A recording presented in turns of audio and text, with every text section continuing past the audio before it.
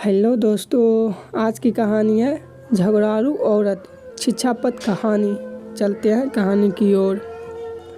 आज शांति का अपनी सास से झगड़ा हो गया। 2 दिन पहले वो अपने पति से किसी बात पर लड़ पड़ी थी। ससुराल हो या मायके, हर रिश्तेदार से, यहाँ तक कि उसके अड़ोस पड़ोस के लोगों के साथ भी शांति की कभी न कभी कहा सुनी हो ही गई थी।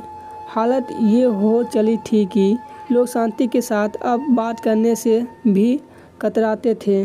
उसे देखते ही अपना रास्ता मोड़ लिया करते थे।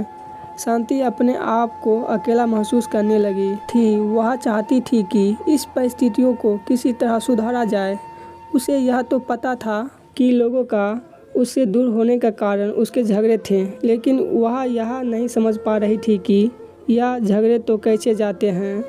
उसने इस सवाल का जवाब ढूंढने के लिए अपने कुछ बुजुर्गों से पूछा, कई किताबें पढ़ डाली, इंटरनेट पर कई ब्लॉग्स चेक किए, लेकिन उसे कहीं पर भी संतुष्टकारक जवाब नहीं मिला।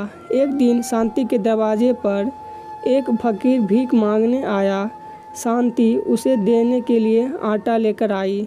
उसे लगा कि शायद इसके सवाल का जवाब यह फिर उसे दे सकता है, इसलिए उसने उस फकीर से भी वह सवाल पूछ लिया। शांति ने फकीर से पूछा, फकीर बाबा, क्या आप जानते हैं कि झगड़े होने का सबसे बड़ा कारण क्या है?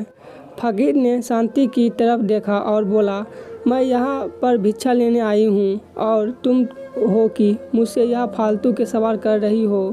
फकीर की बात सुनते ही शांति को बहुत गुस्सा आया।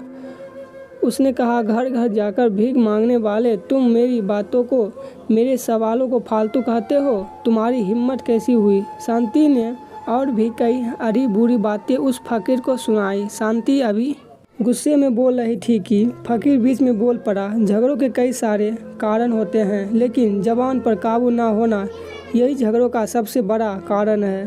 फकीर की बात सुनकर शांति गहरी सोच में पड़ गई। फकीर ने भिक्षा का आटा लिया और वहाँ से चल पड़ा। आज की ये छोटी सी कहानी यहीं पर ख़त्म होती है। धन्यवाद।